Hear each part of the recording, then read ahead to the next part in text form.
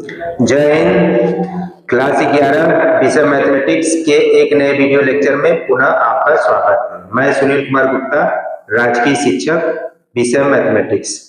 देखिए, हम लोग क्लास 11 के अंतर्गत चैप्टर 2 जिसका नाम था रिलेशन एंड फंक्शन पढ़ रहे थे। आज इस चैप्टर का हमारा लास्ट वीडियो लेक्चर होगा, जिसके अंतर्गत हम लोग विविध उदाहरण करेंगे तथा विविध प्रश्नावली के क्वेश्चन को सॉल्व करेंगे। देखिए दोस्तों, अब हम लोग चैप्टर के लास्ट टॉपिक पर आ गए हैं, विविध उदाहरण। यानी कि इस चैप्टर से संबंधित जितने भी पीछे की चीजें पढ़ाए गए, अगर वो अच्छे से नहीं समझे, नहीं पढ़े हैं, तो इसको मतलब इस विविध प्रश्नावली से संबंधित क्वेश्चंस को लगाने में दिक्कत होगी या हो सकती है। तो आपसे निवेदन है कि हमारा जितना भी वीडियो लेक्चर्स है रिलेशन एंड फंक्शन से संबंधित, वो आप एक बार देख के आइए, उसके बाद इसके क्वेश्चन को देखिए, तब ज्यादा मजा आएगा और समझ में भी आएगा। देरी न करते हुए हम लोग बारी बारी से अपने क्वेश्चन को करते हैं। देखिए, विविध उदाहरण में उदाहरण नंबर 18, मान लीजिए कि r वास्तविक संख्याओं का समुच्चय है। एक वास्तविक फलन f r टू r इस प्रकार परिभाषित है, f(x) बराबर x प्लस 10 द्वारा परिभाषित इस फलन का आलेख खींचना है। आलेख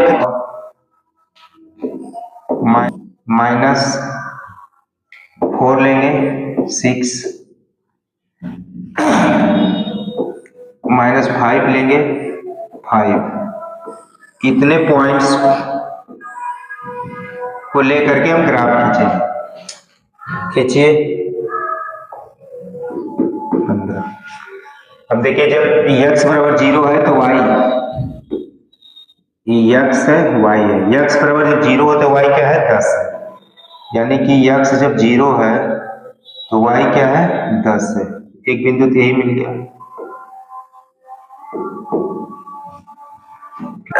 x का मान 1 है तो y 11 है। x का मान 1 है तो y क्या है 11। यहाँ पे कोई एक पॉइंट मिलेगा, एक पॉइंट यहाँ मिलेगा। x का मान 2 लेंगे तो y बराबर 12।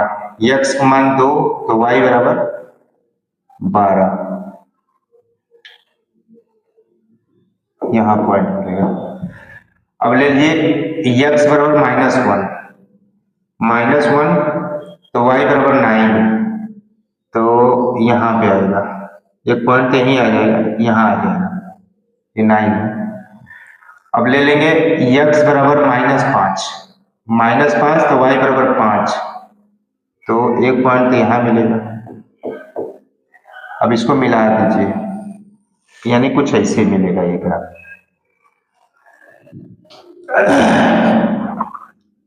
ये ग्राफ कुछ ऐसे बनेगा।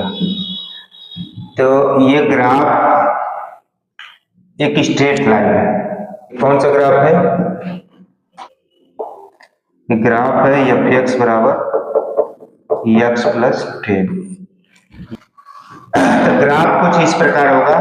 ग्राफ अगर ये वाला पॉइंट लिखना चाहेंगे तो x y अक्ष पे है, तो y अक्ष पे x 0 होता है, ये 10 है। अगर यहाँ का पॉइंट लिखना चाहते हैं तो यहाँ पे क्या होगा, x अक्ष पे ये -10 होगा, ये 0 होगा। तो अगर इस पॉइंट्स की बात मान लीजिए, ये पॉइंट, ये बी पॉइंट, ये वाला पॉइंट, तो ये वाला पॉइंट -10 0 होगा, ये वाला पॉइंट 0 10 होगा। अगर आप क्या करते कुछ इस टाइप की होगी, तो आप थोड़ा अच्छे से पॉइंट्स को लेंगे तो और अच्छा ग्राफ बनेगा। तो ये वाला ऐसे बढ़ते जाएंगे तो यहाँ -10 आएगा। अब आगे देखते हैं। देखिए, एग्जाम्पल नंबर 19, मान लीजिए कि r q से q में कोई इस प्रकार से परिभाषित है। मतलब ये कह रहा है कि r जो है रिलेशन q से q में इस प्रकार से परिभाषित है कि AB such that AB belonging to Q तथा A minus B belonging to Z। एक संबंध है, तो सिद्ध कीजिए कि क्या ये सही है, क्या ये सही है, क्या ये सही है। सिद्ध करना है कि क्या ए देखिए क्वेश्चन दिया है कोई रिलेशन क्यू से, मतलब परिमेय संख्या से परिमेय संख्या में डिफाइंड है और रिलेशन में ऑर्डर पेयर के वे एलिमेंट हैं इस प्रकार से कि a माइनस बी करें तो एक इंटीजर्स है, जेड क्या है, इंटीजर्स है, INTEGR इंटीजर्स है। तो हमको ये पहला दिखाना है कि a बिलोंगिंग टू r होगा सभी a बिलोंगिंग टू q के लिए, मतलब q मतलब रेशनल नंबर, q मतलब परिमेय संख्या, z मतलब पूर्णांक संख्या। देखिए ये क्वेश्चन दिया है कोई रिलेशन परिमेय संख्या से परिमेय संख्या में है और रिलेशन में ऑर्डर्ड पेयर टाइप के एलिमेंट इस प्रकार से है कि a माइनस बी जब हम निकालें तो वो एक पूर्णांक संख्या है, यानी कहने का मतलब ये है कि A B belonging to R. अगर ए बी रिलेशन आर में है यानी ए बी से संबंधित है तो तभी संबंधित होगा जब a माइनस बी करें तो ये क्या दे, पूर्णांक दे। इसका मतलब ये है कि A B belonging to R implies करें कि a minus B belonging to Z, या इसको ऐसे भी लिख सकते हैं, इसका मतलब ये है, ठीक। या इसको और भी अगर लिखना चाहे कह सकते हैं कि a b से संबंधित है, संबंधित है तब तो a माइनस बी एक पूर्णांक होना चाहिए। तो देखो ये इसको ऐसे लिखे चाहे ऐसे लिखे, पहले तो इसको समझना चाहते हैं, यानी कि रिलेशन में अगर ए बी टाइप के है तो इस रिलेशन के वो ऑर्डर्ड पेयर एलिमेंट होंगे, तब होंगे जब इन दोनों का मतलब पहले कंपोनेंट में से दूसरे कंपोनेंट को घटाए तो एक पूर्णांक है। तो अभी संदर्भ पहला क्वेश्चन देखिए, ए फारान ए बिलोंगिंग मतलब क्यू के सभी अवयव के लिए, यानी कि फारान a belonging to Q, a belonging to R हो जाएगा। कब हो जाएगा, जब a माइनस ए बराबर करे तो पूर्णांक आ जाए। देखिए क्या है यहां पे, देखिए ये क्या कह रहा है कि ऑर्डर पेयर में एलिमेंट है इस रिलेशन में ऑर्डर पेयर टाइप के एलिमेंट है, तो फर्स्ट कंपोनेंट को सेकेंड कंपोनेंट से घटाएंगे तो जेड आना चाहिए, तब हम आर में का अवयव कहेंगे। अब कह रहा है कि ए बिलोंगिंग टू आर क्या सभी क्यू के लिए सही है, या इसको सिद्ध करना है कि ए बिलोंगिंग टू आर सभी ए बिलोंगिंग टू क्यू के लिए होगा। तो फारान ए बिलोंगिंग टू ए, चूंकि ए माइनस ए बराबर 0 एक पूर्णांक है, इसका मतलब अर्थात ए बिलोंगिंग टू आर होगा। देखिए ये A B belonging to R तब हम कहते थे जब a माइनस बी एक पूर्णांक दे दे, तो हमको ए बिलोंगिंग टू आर सिद्ध करना है। तो ए बिलोंगिंग टू आर कब सिद्ध होगा, जब a माइनस ए मतलब पहले कंपोनेंट को दूसरे कंपोनेंट से घटाए तो एक पूर्णांक दे दे, तब हम कह देंगे कि ए आर से संबंधित होगा। क्योंकि आर में ऑर्डर पेयर टाइप के एलिमेंट है, वही एलिमेंट है जो पहले कंपोनेंट में से दूसरे कंपोनेंट को घटाने पर पूर्णांक दे। तो यहां पे देखिए ए बिलोंगिंग टू आर, ए में से ए को घटाएंगे तो पूर्णांक दे देगा, यानी कि ए बिलोंगिंग टू आर मतलब ए रिलेशन आर से संबंधित होगा, तो सिद्ध हो गया। अब दूसरा को सिद्ध करना है। देखिए हम फिर से बता दे रहे हैं, इसको हमको सिद्ध करना है कि ए बिलोंगिंग सभी परिमेय संख्या के लिए, सभी परिमेय संख्या के लिए ए बिलोंगिंग टू आर। तो ए बिलोंगिंग टू आर कब होगा, जब a माइनस ए करे तो एक पूर्णांक दे देते। देखिए a माइनस ए बराबर 0, 0 क्या है, पूर्णांक हो गया, 0 एक पूर्णांक हो गया, तो हम सिद्ध कर सकते हैं कि a बिलोंगिंग टू आर है। ए आर से तभी संबंधित होगा या ए आर में तभी बिलोंग करेगा जब a माइनस ए बराबर करे तो एक पूर्णांक है। तो देखिए a माइनस ए बराबर 0 है, 0 एक पूर्णांक है, तो हम a बिलोंगिंग टू आर कह सकते हैं। दूसरा देखो, A B belonging to R का तात्पर्य है कि B A belonging to R. A B हमको सिद्ध करना है कि A B belonging to R बता दे कि B A belonging to R होगा। हमको ये सिद्ध करना है कि A B belonging to R का तात्पर्य है, मतलब इंप्लाइज कर रहा है कि B A belonging to R है। तो ये सिद्ध करना है। तो ये कब सिद्ध होगा? ये तब सिद्ध होगा जब a माइनस बी करे, एक पूर्णांक दे दे, और b माइनस ए निकाले तो वो भी एक पूर्णांक दे दे। तो हम कह देंगे कि A B belonging to R implies करेगा b A belonging to R. तो इसको प्रूव करते हैं। देखो ए बी, देखिए फिर से मतलब दूसरे में हमको सिद्ध क्या करना है? A B belonging to R implies कर दे b A belonging to R, यही हमको सिद्ध करना है। A B belonging to R का तात्पर्य है कि B A belonging to R होगा, ये सिद्ध करना है हमको। तो सिद्ध करने के लिए क्या करेंगे? इसको लेके चलेंगे, इसको दिखा देंगे। तो इसको लेके चलो, A B belonging to R का मतलब क्या है कि ए माइनस बी एक पूर्णांक है, एक पूर्णांक है। इसका मतलब यही नहीं हुआ? देखो A B belonging to R का मतलब ए minus B belonging to Z, यानी ए माइनस बी पूर्णांक का एक अवयव है। A minus B belonging to Z का मतलब कि ए माइनस बी पूर्णांक का एक अवयव है, यानी कि ए माइनस बी एक पूर्णांक है। अगर ए माइनस बी एक पूर्णांक है तो किसी पूर्णांक पर अगर माइनस लगाते तो फिर से पूर्णांक मिलेगा। ए माइनस बी भी एक पूर्णांक है, भी एक पूर्णांक है, पूर्णांक है। क्यों? अगर दो एक पूर्णांक है तो माइनस लगा देंगे तो माइनस दो भी एक पूर्णांक होगा। अगर हम ए माइनस बी एक पूर्णांक मान लिए तो माइनस लगा दिए तो ए माइनस बी भी एक पूर्णांक हो जाएगा। इसका मतलब क्या है कि बी माइनस एक पूर्णांक है, माइनस अंदर करेंगे तो ये माइनस हो जाएगा, बी प्लस हो जाएगा, भी एक पूर्णांक, भी एक पूर्णांक है। अब देखो अगर b माइनस बी एक पूर्णांक है तो इसका मतलब क्या है कि B A belonging to R, यही तो सिद्ध करना है। A B belonging to R का तात्पर्य है कि B A belonging to R, implies का मतलब बोला का तात्पर्य है। तो हमको सिद्ध कर दी कि A B belonging to R लेके चले तो b A belonging to R सिद्ध कर दी। B A belonging to R का मतलब बी माइनस एक पूर्णांक होना चाहिए, तो इसकी मदद से इसको सिद्ध करना था। यही चीज A B belonging to R के द्वारा हमें दिखाना था कि B A belonging to R. ठीक, चलिए अब तीसरा देखते हैं।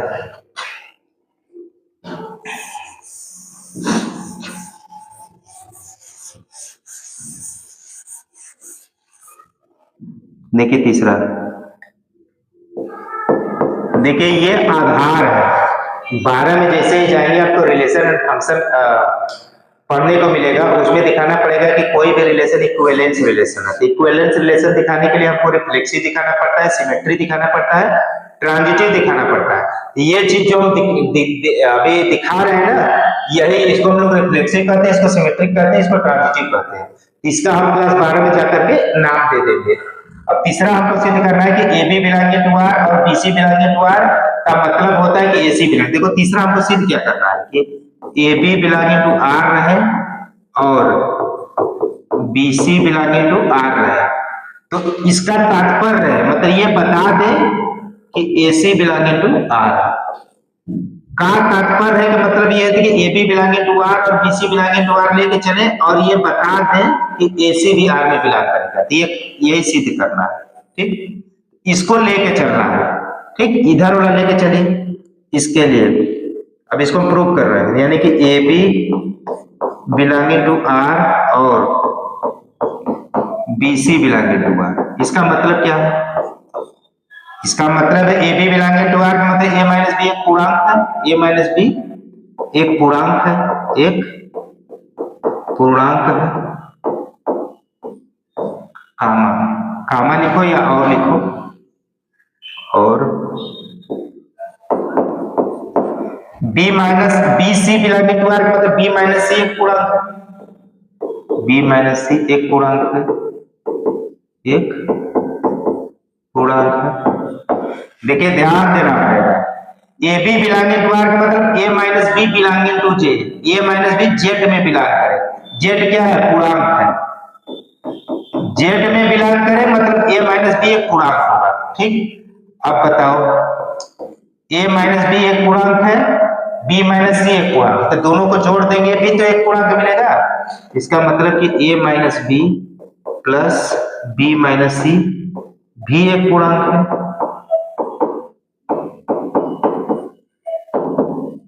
देखो 4 एक पूर्णांक है, -3 एक पूर्णांक है, दोनों को जोड़ देंगे 4 माइनस 3 बराबर 1, एक भी तो एक पूर्णांक है, तो वही चीज कह रहे हैं a माइनस बी एक पूर्णांक है, b माइनस सी एक पूर्णांक है, तो दोनों को जोड़ देंगे भी तो एक पूर्णांक आ जाएगा। ऐसा हम जोड़ क्यों रहे हैं, क्योंकि हमको लाना क्या है कि ac बिलोंगिंग टू r, यानी कि हमको दिखाना है कि a माइनस सी एक पूर्णांक है। तब देखो प्लस b है माइनस सी b है, यहाँ से कट जाएगा, यहाँ क्या आ जाएगा a माइनस सी एक पूर्णांक है, पूर्णांक है। इसका मतलब क्या है कि AC बिलोंगिंग टू R, यही तो सिद्ध करना है। ठीक, तो देखिए ध्यान से, थोड़ा सा 11th में आपने तो थोड़ा सा कठिन लग रहा होगा, लेकिन 12 के लिए बेस है, 12 में बहुत सारे क्वेश्चन करेंगे तो एकदम ये आदत में पड़ जाएगा, तो इसको थोड़ा समझने की कोशिश कीजिए। AB belonging to R, BC belonging to R का मतलब होता है AC बिलोंगिंग टू R सिद्ध करना, यानी इसको हम अगर लिखना चाहें तो ऐसे लिखेंगे, तो हम ये लेके चलेंगे, ये वाला पोर्शन लेके चलेंगे और इसको दिखाएंगे, तो देखो ये लेके चले थे ऐसे ऐसे, फिर इसको दिखाएंगे। इस प्रकार से एग्जाम्पल नंबर 19 हम लोग कंप्लीट कर लिए। देखिए केवल एग्जाम्पल नहीं है, ये क्लास 12 का आगमन है कह सकते हैं, चूंकि क्लास 12 में हमको पढ़ना है इक्विवेलेंस रिलेशन। इक्विवेलेंस रिलेशन का मतलब हमको सिमेट्रिक रिलेशन पढ़ना है, रिफ्लेक्सिव रिलेशन पढ़ना है, ट्रांजिटिव रिलेशन पढ़ना है। तो अगर इस टाइप का रिलेशन अगर मिले कि स्वयं एक एलिमेंट स्वयं से संबंधित हो, तो इसी को तो हम लोग रिफ्लेक्सिव कहते हैं। अगर A B belonging to R, B A belonging to R बता दें, इसको कहते हैं सिमेट्री, आगे 12 में पढ़ेंगे। इसको हम लोग कहते हैं ट्रांजिटिव, इसको हम कहते हैं ट्रांजिटिव रिलेशन, ट्रांजिटिव रिलेशन, ये सब हम लोग 12 में पढ़ेंगे। ठीक, देखो अब क्या दे रहा है एग्जाम्पल नंबर 20 f बराबर 1 1 2 2 इसे दिया है, जेड से जेड में एक रैखिक फलन है, तो f x ज्ञात करना। देखो f क्या कह रहा है, जेड से जेड में, इस पर जेड से जेड में एक रैखिक फलन है और f में जो एलिमेंट है इस टाइप के 1 1 2 3 0 -1 -1 -3, ये है। कोई भी फलन जेड से जेड में है, मतलब पूर्णांक से पूर्णांक में है, और उस फलन में ऑर्डर के टाइप एलिमेंट ये है, तो ये f जो है रैखिक फलन है, रैखिक फलन है। तो इस रैखिक फलन का मान ज्ञात करना है, तो माना y बराबर f(x) बराबर mx प्लस c एक रैखिक फलन है, एक रैखिक फलन है।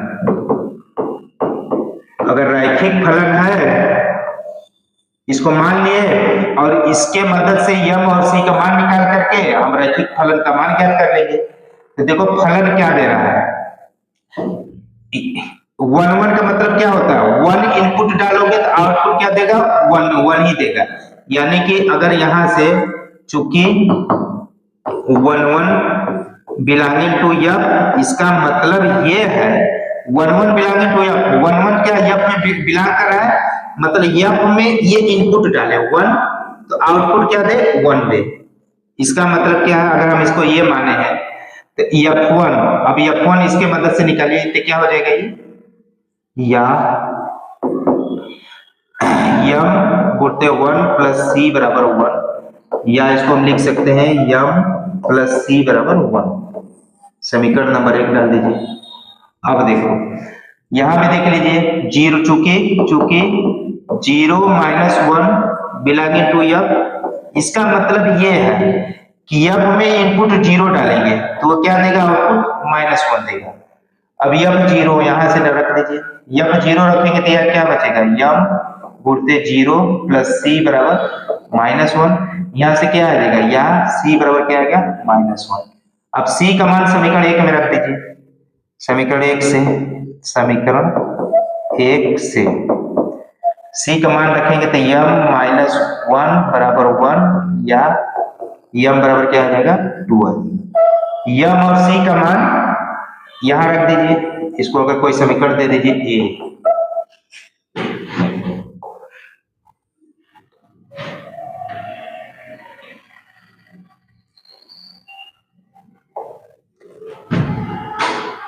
m और c का मान समीकरण a में रखने पर अभीष्ट रैखिक समीकरण y बराबर fx बराबर m की जगह 2 mx -1 यही होगा। तो यही चीज निकालना था। चलिए नेक्स्ट देखते हैं। एग्जाम्पल नंबर 21 देखिए क्या दिया है, fx बराबर x² plus 3x plus 5 x² minus 5x plus 4। इसका हमको प्रांत ज्ञात करना है। क्या ज्ञात करना है, डोमेन देखिए क्या होता है, x के वे वैल्यू जिसके लिए फंक्शन डिफाइंड हो। ठीक, तो इसमें इसका हमें डोमेन निकालना है fx का। तो fx में डोमेन क्या होगा, x के वे वैल्यू जिसके लिए फंक्शन डिफाइंड हो। हर प्रांत के लिए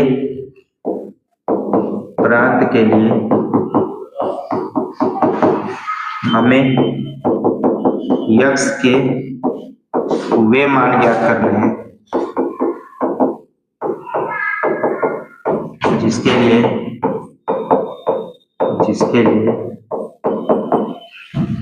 fx परिभाषित हो। ठीक, अब ये बताओ, अब इसको हम लोग हर देखिए fx दिक्कत क्या करता है, जब हर में 0 हो जाए तो हर में 0 कैसे आएगा, जो इस क्वाड्रेटिक इक्वेशन को सॉल्व करने वाला मान आएगा उसी के वजह से हर में 0 आ जाएगा। तो पहले इसको सॉल्व करके इस क्वाड्रेटिक इक्वेशन का मान ज्ञात करेंगे। ठीक, इसके लिए चूंकि x² माइनस 5x प्लस 4 बराबर 0, इसको सॉल्व करेंगे तो यहां से हो जाएगा x माइनस 4 x माइनस 1 बराबर 0, यहां से x बराबर 4 x बराबर 1। देखो क्या है, जब यहाँ पे x बराबर 4 रखेंगे तो ये क्या दे देगा 0, ऊपर कोई संख्या रहेगी, नीचे दे देगा 0। x बराबर 4 रखेंगे तो चूंकि 4 इसका रूट है, यहाँ जैसे ही 4 रखेंगे 0 दे देगा तो fx क्या हो जाएगा, अपरिभाषित हो जाएगा। तो हमें x के वे मान ज्ञात करना है जिसके लिए fx परिभाषित है। इसी तरह x बराबर 1 रख दीजिए, यहाँ रखेंगे तो हर में क्या आ जाएगा 0, तो फिर संख्या बटे 0 फिर अनंत आ जाएगा, मतलब अपरिभाषित हो जाएगा। और x बराबर 4 और 1 के अलावा कोई भी x लीजिए उसके लिए fx मिल जाएगा। ठीक, तो हमको दिक्कत क्या हो रही है 4 और 1 से, तो हमको ज्ञात करना डोमेन। तो डोमेन ऑफ f क्या होगा, डोमेन ऑफ f कुछ नहीं, r तो होगा पूरा r होगा नहीं, r में से हटा के 4 और 1 हटा के, क्योंकि जैसे ही यहाँ पे 4 रखेंगे x का जो 4 रखेंगे ये fx इनफाइनाइट दे देगा, अपरिभाषित दे देगा। तो 4 को नहीं लेना है, और 1 भी रखेंगे तो फिर से हर में 0 दे देगा, ये क्या देगा अपरिभाषित दे देगा। तो 4 और 1 के लिए fx परिभाषित नहीं होगा, तो 4 और 1 को छोड़ करके r के सभी वैल्यू के लिए fx क्या है, परिभाषित है। तो बस डोमेन ऑफ f क्या हो जाएगा, r माइनस 4 1। नेक्स्ट क्वेश्चन, अब देखो ये दिया है एग्जाम्पल नंबर 22 से फलन दिया है, फलन ये दिया है द्वारा परिभाषित है, इसका आलेख खींचना है। आलेख खींचने के लिए हम लोग क्या करते हैं, देखो x is greater than zero के लिए, x is greater than zero के लिए, x is greater than zero है तो जीरो से छोटा क्या ले सकते हैं, यक्स बराबर ले सकते हैं -1, यक्स बराबर -2, यक्स बराबर -3, यक्स बराबर -4।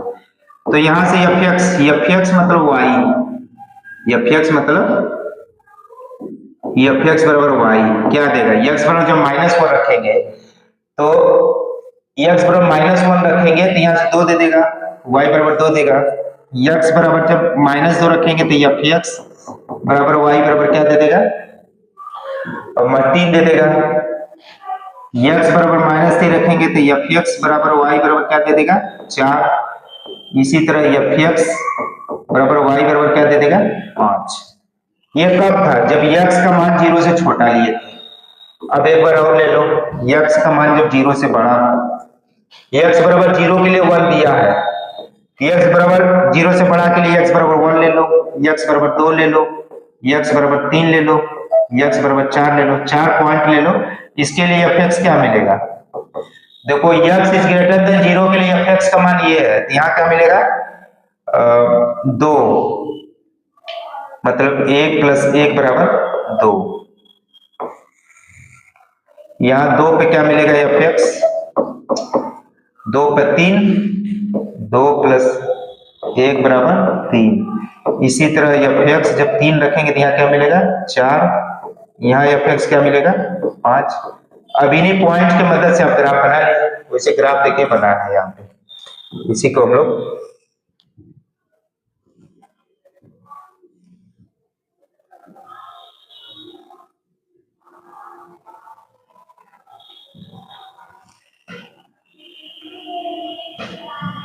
देखो जब x बराबर -1 है तो देखो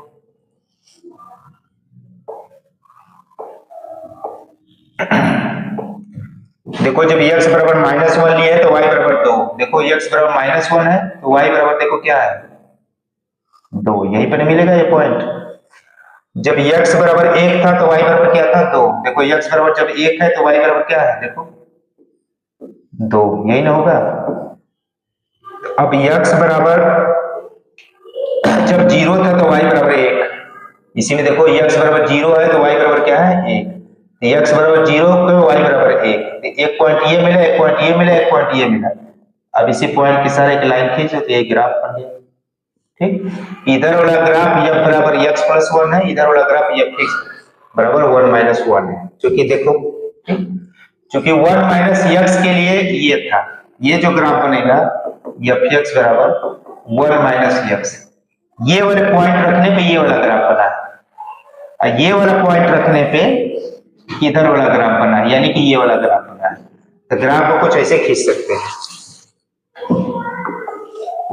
चलिए अब हम लोग विविध प्रश्नावली से संबंधित एग्जांपल्स कर लिए थे, अब हम लोग क्वेश्चंस को सॉल्व करेंगे। चलो क्वेश्चन नंबर फर्स्ट देखो, संबंध fx बराबर ये दिया है, gx बराबर ये दिया है।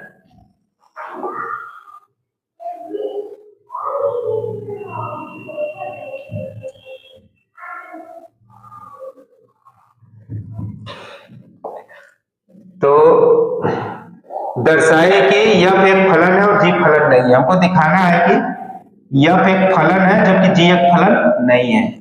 देखिए ध्यान से, fx को कैसे हम दर्शा सकते हैं कि एक फलन है। देखो यहाँ पे देखिए, हम लोग जब भी फंक्शन को चेक करना हो तो हम लोग उसके लास्ट पॉइंट को देखते हैं, बीच वाले पॉइंट को लेके नहीं देखते। बीच वाले पॉइंट कितना लेंगे, तो जब भी फलन को चेक करना हो तो हम लोग उसके टर्मिनल पॉइंट में लास्ट वाले पॉइंट पे देखेंगे।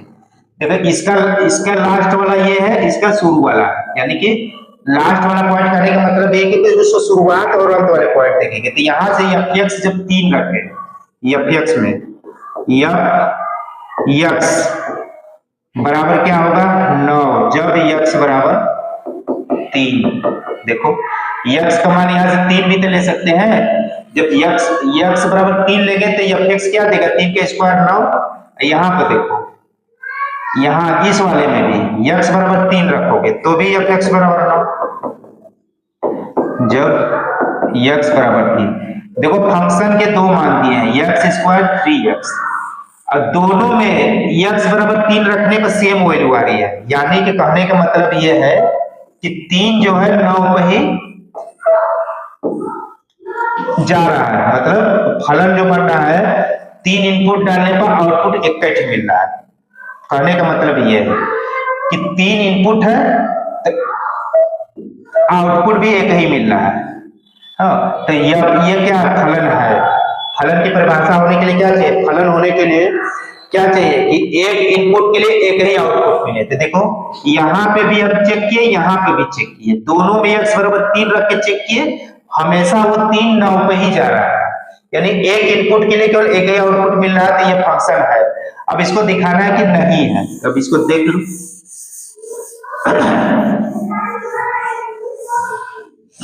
देखो जी वाला, देखो यह देखिए टर्मिनल पॉइंट पे देखिए, जब x बराबर 2 रखेंगे, x बराबर 2 रखने पर gx बराबर इस वाले में कितना आ जाएगा? 2 के स्क्वायर बराबर 4। इसमें देखो x बराबर 2 रखने पर gx बराबर 3 गुणित 2 बराबर 6 आ गया। देखो इनपुट तो दोनों में सेम है, इनपुट यहाँ भी 2 है, यहाँ भी 2 है, लेकिन आउटपुट दोनों के लिए अलग अलग मिले, यहाँ 4 यहाँ 6। यानी कह सकते हो कि एक ही इनपुट के लिए 2 आउटपुट मिल गए। एक जब 2 लिए तो यहाँ 4 मिला, इस 2 के लिए यहाँ 6 मिला। तो बताओ ये फंक्शन होगा? एक इनपुट के लिए अगर 2 आउटपुट मिल जाए, मतलब डोमेन का एक अवयव वो डोमेन के 2 अवयव से कनेक्ट हो जाएगा, तो फंक्शन नहीं होगा। तो ये वाला फंक्शन नहीं होगा। बाकी हम लोग देखो इसमें डाउट हो सकता है कि हम किस पॉइंट पे चेक करें। तो पॉइंट हमेशा टर्मिनल पर, चूंकि फंक्शन दो वेरिएबल के द्वारा डिफाइंड है, तो दोनों वेरिएबल में gx क्या फंक्शन के डिफिनेशन को फॉलो कर रहा है, तो उसको यही देखने से चेक हो रहा है। देखो x बराबर 2 रखने में यहाँ 4 दे रहा है, यहाँ x बराबर 2 रख रहे हैं, क्योंकि x का मान यहाँ भी तो 2 से बड़ा, 2 के बराबर, 10 से छोटा, 10 के बराबर है, तो यहाँ भी 2 है, यहाँ भी 2 है, और बाकी तो सब पॉइंट अलग है। दिक्कत तो यही है ना, बाकी 2 के अलावा 0 और 2 के बीच में जो पॉइंट है वो इसमें नहीं है, इसमें बस 2 ही जो है दोनों में है। यह 3 दोनों में था, बाकी सारे पॉइंट अलग अलग है। तो जो दोनों में पॉइंट है उसी को तो चेक करेंगे, तो इसमें कंफ्यूज नहीं होना, क्योंकि यहाँ पे इन दोनों में कॉमन पॉइंट केवल 2 ही है, 2 है और 0 है। ठीक, तो 0 को हम चेक नहीं करके 2 पर चेक किए, ये चीज ध्यान देना है। बाकी ये सारे क्वेश्चन तब ज्यादा समझ में आएगा जब इससे जुड़े हुए बहुत सारे क्वेश्चन को आप सॉल्व करेंगे। चलो नेक्स्ट क्वेश्चन देखते हैं। यदि f(x) बराबर x स्क्वायर, तो इतना का मान ज्ञात करना है। इसमें क्या करना है? f(x) बराबर x स्क्वायर, तो हमको ज्ञात करना है f(1.1 माइनस f(1) बटे के 1.1 माइनस 1। देखो ये क्या हो जाएगा? f(1.1) का मतलब 1.1 का स्क्वायर माइनस 1 का स्क्वायर बटे के 1.1 माइनस 1। अब देखो ये वर्गाकार का सूत्र है, एक बार प्लस करोगे एक बार माइनस, 1.1 प्लस 1.1 माइनस 1, ये हो जाएगा 1.1 माइनस 1, ये कैंसिल, ये बचेगा क्या? 1.1 प्लस 1 बराबर 2.1, यही आंसर आ जाएगा। यहाँ क्या आ जाएगा? 2.1। देखो तीसरा, देखो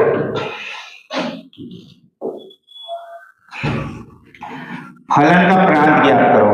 अभी हम लोग एग्जाम्पल किए हैं, ये फलन डिफाइन तभी होगा जब सारे x के लिए फलन का मान दे दे। लेकिन बताओ हर में अगर हम इसको हल, पहले इसको हल सॉल्व कर लो, x square minus 8x plus 12 बराबर 0, इसको सॉल्व करोगे तो x माइनस 6 x माइनस 2 बराबर 0, यहाँ से आ जाएगा x बराबर 6 x बराबर 2।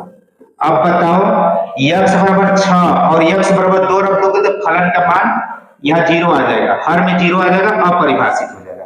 तो 6 और 2 की वजह से फलन को दिक्कत हो रही है, 6 और 2 के अलावा सभी वास्तविक संख्याओं के लिए fx परिभाषित हो जाएगा। 6 और 2 को छोड़ के कोई भी वास्तविक संख्या ले लो, सबके लिए fx मिल जाएगा। ठीक, तो डोमेन में क्या आता है, यानी कि डोमेन ऑफ f क्या हो जाएगा, सभी वास्तविक संख्या होगी बस 6 और 2 के छोड़ करके। क्यों? क्योंकि जैसे इसमें 6 डालेंगे या नीचे 0 हो जाएगा, ऊपर कोई संख्या हो जाएगी, कोई संख्या बटे 0 क्या हो जाएगा, इंफिनिटी अपरिभाषित हो जाएगा। 0 2 भी डालोगे तो वही चीज होगी। बाकी कोई भी रियल नंबर ले लो, सबके लिए fx मिल जाएगा। तो डोमेन में क्या हो, जो रियल नंबर होते हैं जिसके लिए फंक्शन डिफाइंड हो, तो 6 2 के लिए डिफाइंड नहीं है, बाकी सबके लिए देखो वास्तविक फलन का प्रांत तथा परिसर ज्ञात करना है। चौथा क्या है,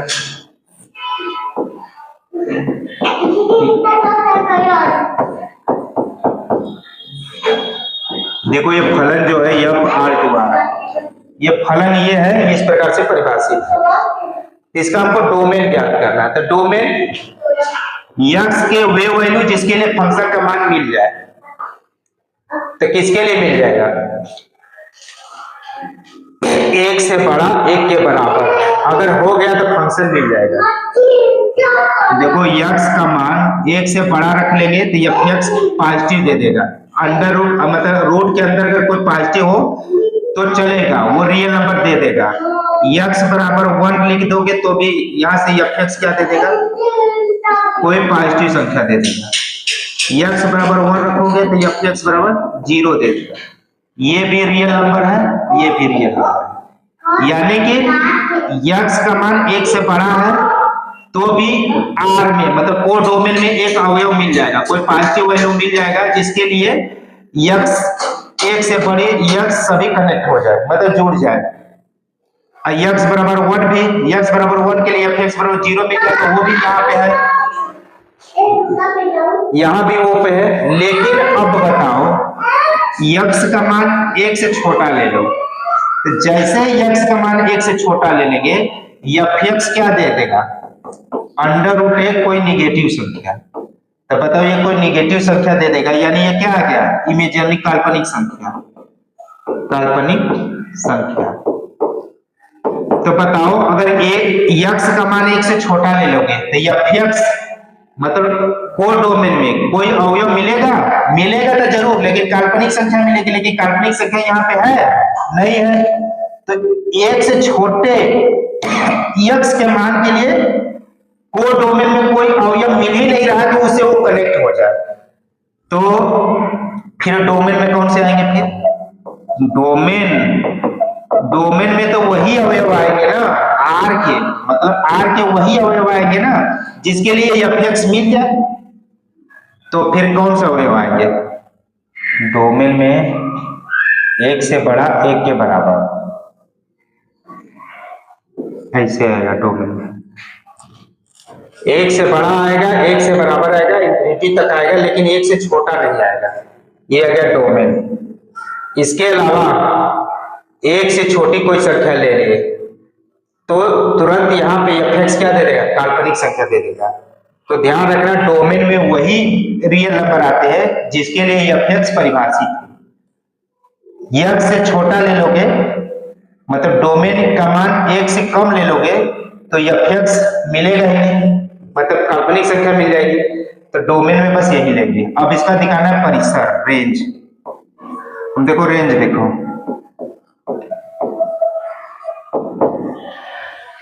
इस डोमेन के किस वैल्यू के लिए fx का मान सबसे कम होगा, 1 बराबर रखोगे तो यहाँ 0 दे देगा, तो सबसे कम वैल्यू तो यहाँ पे 0 ही मिलेगा।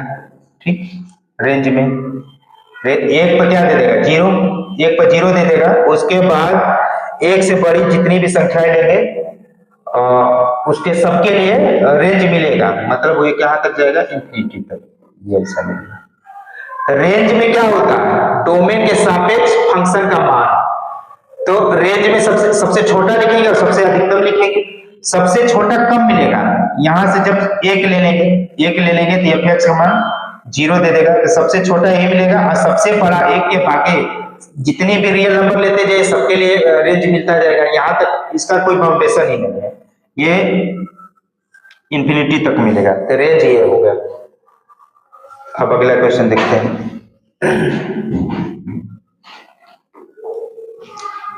एफ एक्स बराबर एक्स माइनस 1 द्वारा परिभाषित फलन एफ का प्रांत तथा परिसर ज्ञात करो। देखो क्या है, एफ एक्स बराबर एक्स माइनस 1, तो इसका फलन तथा प्रांत ज्ञात करना है। तो ये पहले बताइए, फलन जो है ये कोई भी ऐसी वास्तविक संख्या जिसके लिए एफ एक्स का मान न मिल जाए, सबका मिल जाएगा। यानी सभी वास्तविक संख्या के लिए फंक्शन डिफाइंड है, सारे वास्तविक संख्या के लिए फंक्शन का मान मिल जाएगा। कोई ऐसा वास्तविक संख्या बताओ जिसके लिए फंक्शन का मान ना मिले। ठीक, सबके लिए मिल जाएगा, यानी डोमेन वही तो होता है, डोमेन ऑफ एफ बराबर आर। मतलब आर के सभी वैल्यू जिसके लिए फंक्शन डिफाइंड है, तो आर का कोई भी ऐसा वैल्यू नहीं है जिसके लिए फंक्शन का मान आपको न मिले, यानी कि डोमेन में पूरे आर आ जाएंगे। अब codomain, sorry codomain range, range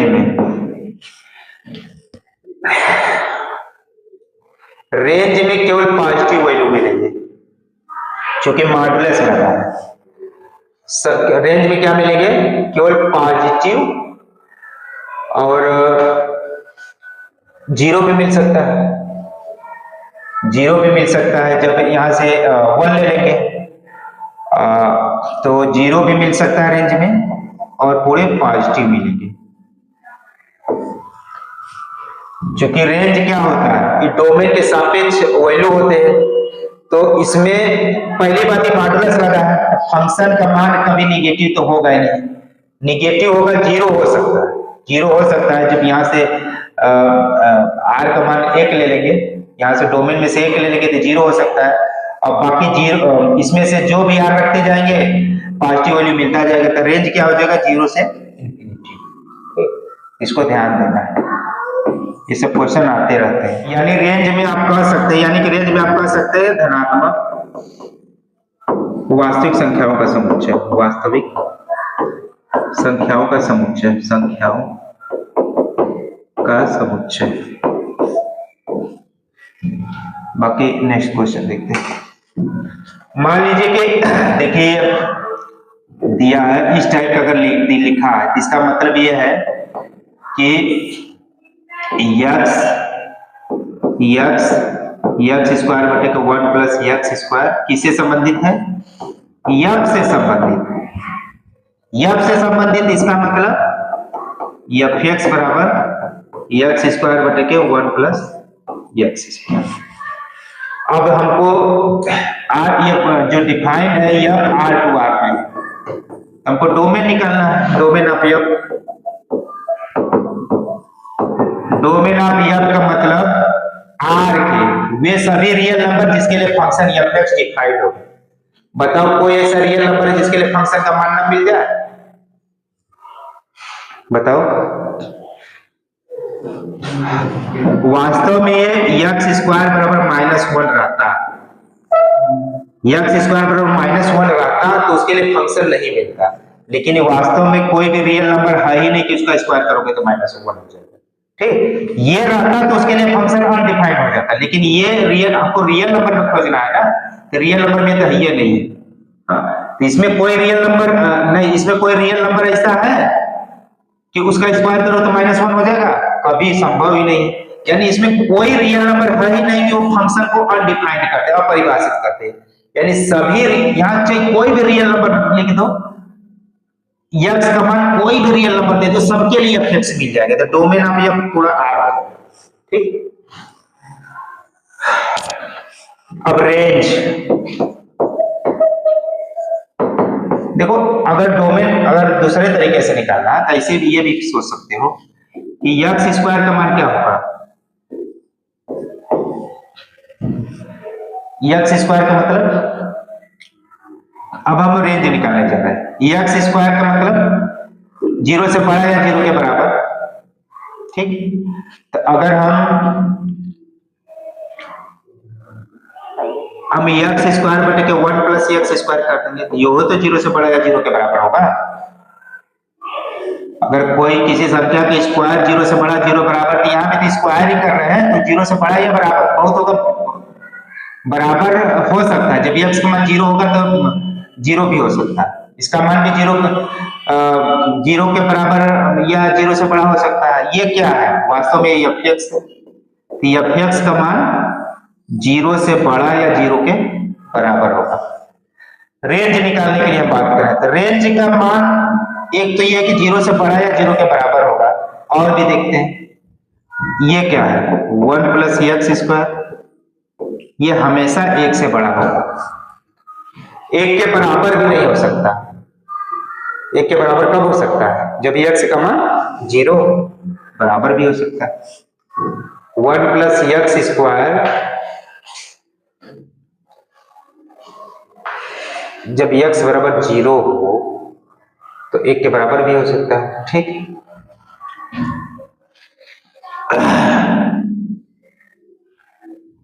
नहीं ये तो सही है, लेकिन अगर हम कह दें 1 प्लस एक्स स्क्वायर तो हमेशा एक्स स्क्वायर से बड़ा होगा।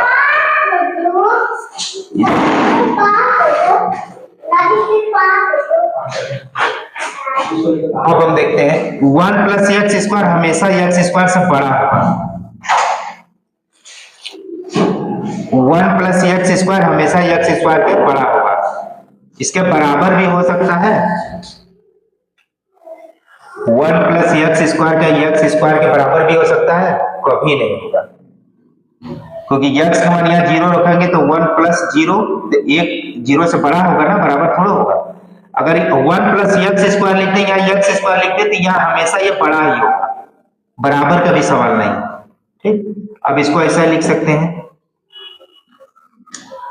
इसको ऐसा भी लिख सकते हैं ना, एक्स स्क्वायर बटे के 1 प्लस एक्स स्क्वायर, या एक लिख सकते हैं, ये इधर आ गया, मतलब दोनों तरफ 1 प्लस एक्स स्क्वायर से भाग देने पे। ये क्या है, ये क्या है fx,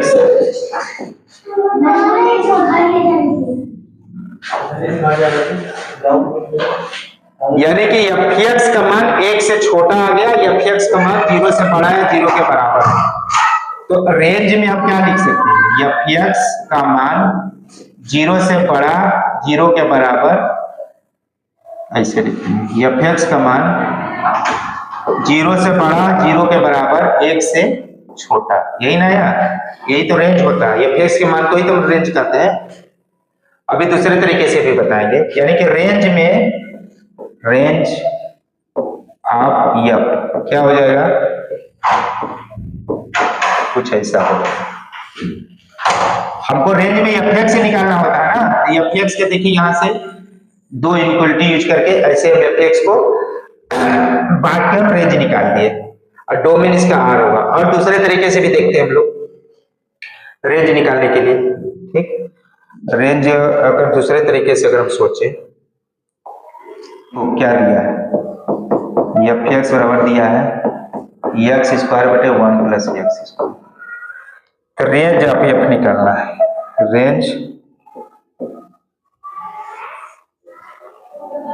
ऑफ f बराबर क्या होगा, देखो डोमेन पूरा r है, पहले तो ये निगेटिव तो कभी होगा ही नहीं, क्योंकि उस पर स्क्वायर नीचे 1, तो निगेटिव तो सवाल ही नहीं है। हाँ जीरो हो सकता है, जीरो कब हो जाएगा, जब यहां से डोमेन में से x का मान जीरो हो जाए तो जीरो मिल जाएगा, यानी कि जीरो हो जाएगा। अब ये एक्स स्क्वायर बटे 1 प्लस एक्स स्क्वायर का मान कभी एक भी नहीं होगा, क्योंकि x का मान चाहे जितना बड़ा ले लो वो एक के क्लोज तो जाएगा। जैसे x बराबर हम ले लें 9, तो fx क्या होगा, fx बराबर 81 बटे के 82, एक के काफी क्लोज है ये। x बराबर ले लो 25, तो fx क्या दे देगा 625 बटे के 626, ये तो एक के क्लोज है, ये और एक के क्लोज है, यानी x की चाहे जितना बड़ा वैल्यू ले लो एक तो कभी देगा ही नहीं, एक से छोटा ही देगा। तो रेंज में क्या हो सकता है, जीरो दे सकता है, क्योंकि x का मान ऊपर जीरो रख दोगे डोमेन से लेकर के तो एफ एक्स का मान 0 बटे कोई संख्या 0 ही दे देगा, ठीक।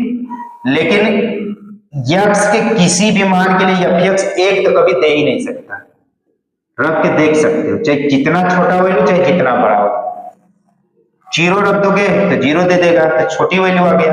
अब हमको रेंज निकालना है तो बड़ी वैल्यू निकालना है ना, तो बड़ी वैल्यू में कहां तक जा सकता है, 1 तक भी नहीं पहुंच पाएगा, 1 से हमेशा छोटा ही वैल्यू मिलेगा, यक्स का चाहे जो भी वैल्यू ले लो, यक्स का और भी छोटा वैल्यू ले लो, हमेशा 1 से नीचे ही मिलेगा, तो रेंज में ये आ जाएगा। आगे देखते हैं 7वां नंबर क्वेश्चन, देखो ये आसान है।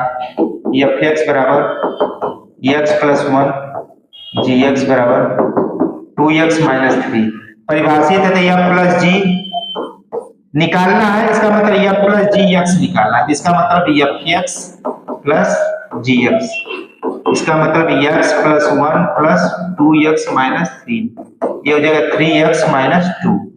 इसी तरह अगर हम निकाल लें एफ माइनस जी एक्स, इसका मतलब एफ एक्स माइनस जी एक्स, एफ एक्स मतलब एक्स प्लस 1 माइनस जी एक्स का मतलब 2x माइनस 3, ये हो जाएगा x plus 1 minus 2x plus 3, ये हो जाएगा माइनस x प्लस 4। अब इसी तरह f बटे जी एक्स निकाल लो, f बटे के जी एक्स निकालोगे एफ एक्स अपान जी एक्स बराबर, देखो एफ एक्स मतलब x प्लस 1, जी एक्स मतलब 2x माइनस 3, लेकिन बटे जी एक्स तभी डिफाइन होगा जब नीचे 0 ना हो, यानी कि 2x minus 3 not equal to 0, या इसको लिखोगे x not equal to minus 3 बटे के माइनस नहीं प्लस 3 बटे 2, x का मान प्लस 3 बटे 2 के बराबर नहीं होना चाहिए, तभी ये f बटे जी x निकाल सकते हो, ये वाला डिफाइन तभी हो सकता है, ठीक। तो 7वां क्वेश्चन हो गया। अब नेक्स्ट देखते हैं, देखो f बराबर दिया है, f बराबर ये दिया है, f बराबर ये दिया है, j से j में j से j में इस प्रकार परिभाषित है कि एफ एक्स बराबर ax प्लस b, एक फलन है जहां a b को गुणा करके a और b का मान ज्ञात करना। देखो यहीं से f1 बराबर, देखो 1 1 बिलोंगिंग टू f है, 1 1 f में संबंधित, इसका मतलब f1 बराबर 1, यानी 1 इनपुट दोगे तो आउटपुट 1 आएगा, इसका मतलब क्या है, x की जगह 1 रखो तो f1 का मान 1 देगा जब a गुणते 1 प्लस b, यानी a प्लस b बराबर 1, ठीक।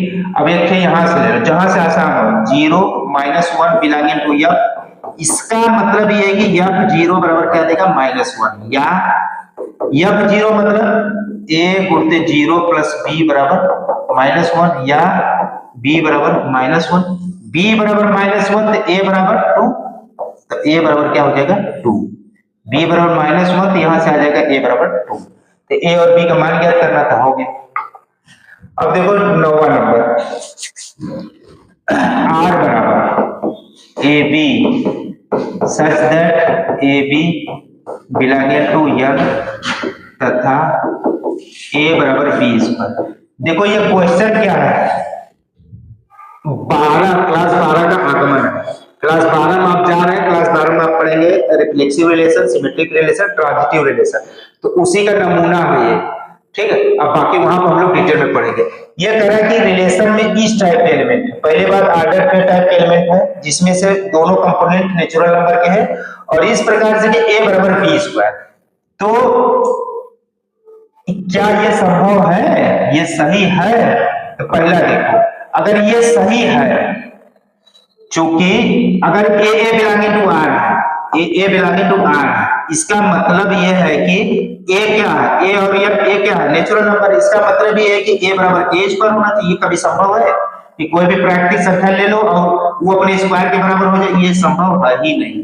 तो ये a बिलोंगिंग टू सभी a बिलोंगिंग के लिए क्या सही है, तो कहेंगे नहीं, सही नहीं है। तो इसको लिखोगे चूंकि फर्स्ट चूंकि किसी भी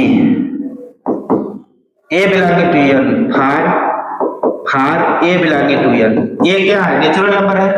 किसी भी प्राकृतिक संख्या के लिए A does not equal to A square, अतः ए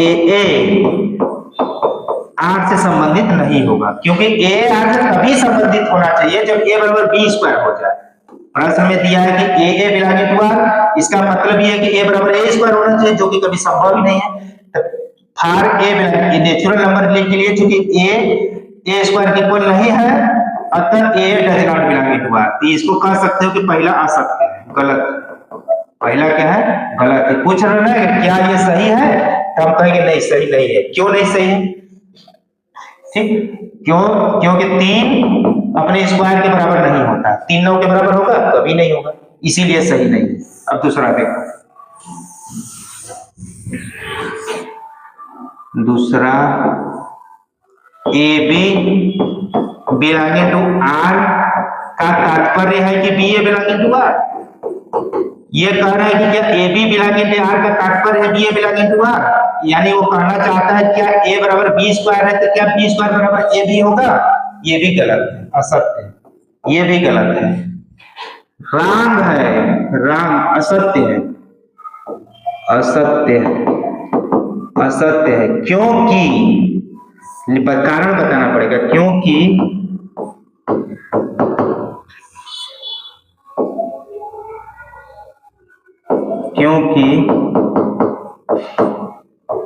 A B belonging to R implies A बराबर बी स्क्वायर,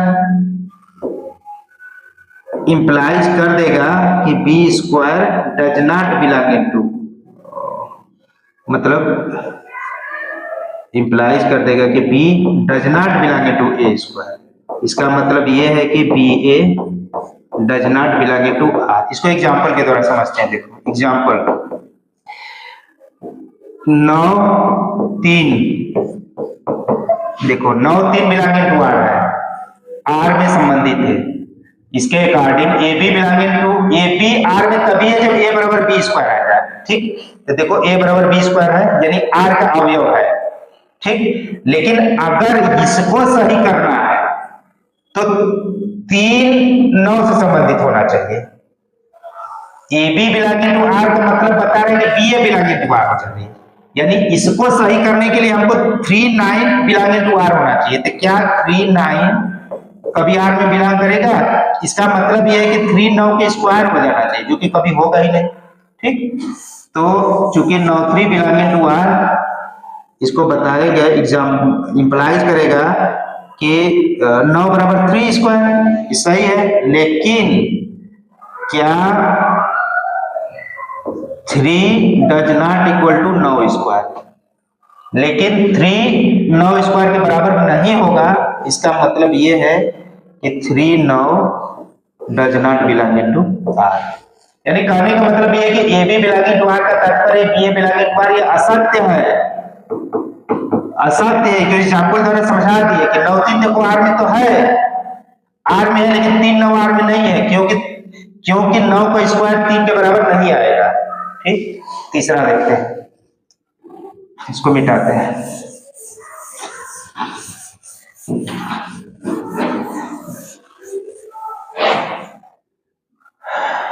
देखो तीसरा कह रहा है कि A B belonging to R, B C belonging to R, ये बता दें कि ए सी बिलोंगिंग टू आर।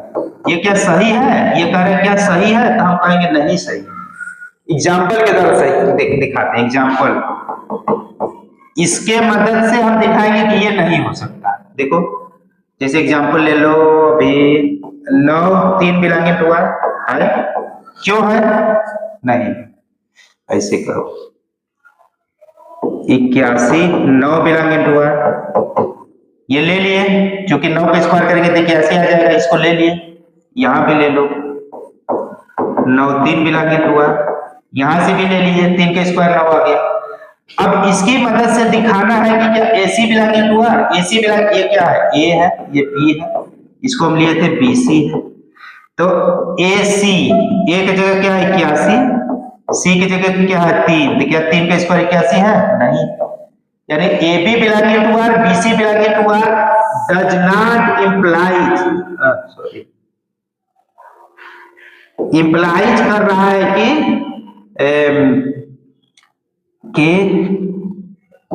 AC मतलब 81 3 does not belonging to R, चूंकि 3 का स्क्वायर 81 नहीं होगा, अतः ये क्या है AC है, AC।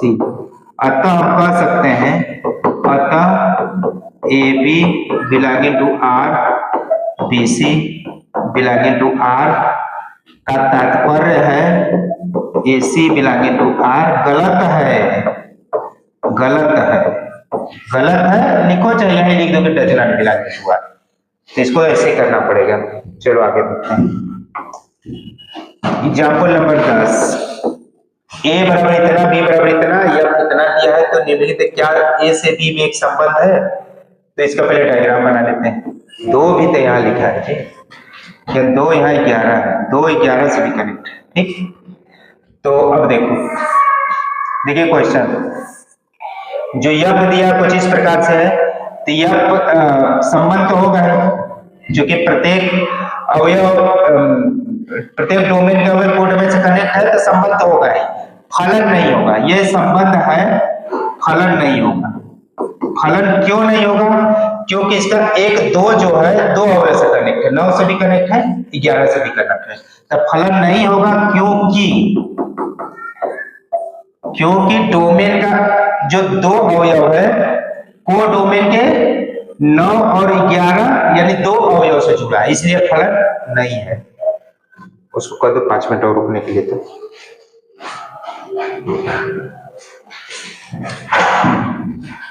11 नंबर देखते हैं।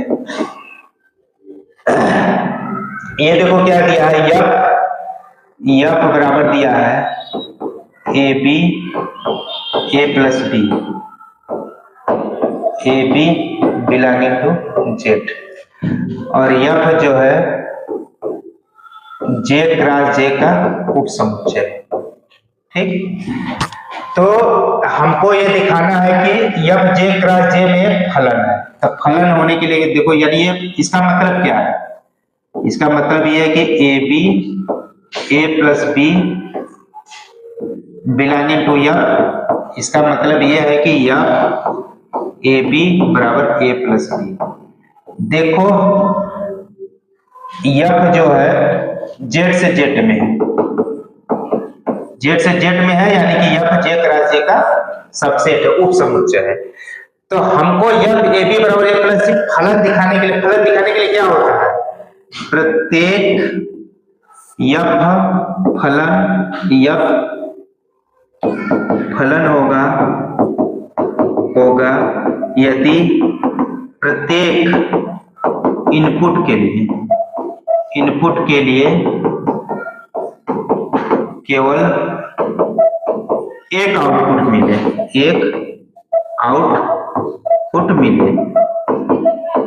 अब हम एग्जाम्पल के द्वारा दिखाते हैं, एग्जाम्पल के द्वारा इसको दिखाते हैं कि ये फलन नहीं है। ए बी क्या, ए बराबर मान लो 1, बी बराबर मान लो 2, तो यह 1 इंटू 2 बराबर F2 बराबर क्या देगा, 1 प्लस 2 बराबर 3। अब ले लो a बराबर -1, b बराबर ले लो -2, यहां लिख दो F -1 इंटू -2, यहां क्या दे देगा F2, लेकिन यहां क्या दे देगा a प्लस b, यानी -1 प्लस -2 यानी कि दे देगा -3। अब देखो इनपुट 1 आउटपुट 2, यानी एक अवयव 2 से कनेक्ट हो गया, 3 से भी जुड़ गया और -3 से भी जुड़ गया, तो फलन होगा नहीं होगा। तो हमको दिखाना है कि यह Z से Z में एक फलन है, तब कहेंगे नहीं फलन नहीं है। फलन नहीं है उसको हम उदाहरण के द्वारा समझा भी दिए। फलन इसलिए नहीं है कि एक इनपुट के लिए, मतलब Z में एक इनपुट लिए है तो 2, उसके लिए आउटपुट कितना मिल गया, दो मिल गए, मतलब एक अवयव 2 लिए है तो उसके लिए आउटपुट 3 और -3 मिल गए, यानी कि एक ही अवयव 2 से कनेक्ट हम दिखा दिए तब कहेंगे कि ये फलन नहीं है। अब देखो एक क्वेश्चन, लास्ट क्वेश्चन, a बराबर इतना है और f जो है a to n में इस प्रकार से परिभाषित है कि Fn बराबर n का महत्तम अभाज्य गुणक, का महत्तम अभाज्य गुणक, ठीक। तो F9 ले लीजिए, F9 लेंगे, F9 का मतलब 9 का मतलब 3 गुणित 3, तो महत्तम अभाज्य गुणक अगर निकालें हम, महत्तम अभाज्य गुणक, यानी कि ये जो संख्या मिला है उसको हम गुणक करेंगे और उसका अधिकतम लिखेंगे, तो अधिकतम लिखेंगे क्या क्या आएगा 3। अब इसी तरह अगर हम F10 ले लें तो F10 बराबर 10 आएगा, 10 को हम ब्रेक करेंगे 2 गुणित 5, तो महत्तम अभाज्य गुणक क्या आएगा 5, इसका महत्तम क्या आएगा 5। F11 का मतलब 1 गुणित 11, यानी महत्तम क्या आएगा 11। फिर क्या आएगा F12 का मतलब 2 गुणित 2 गुणित 3, तो महत्तम क्या आएगा 3।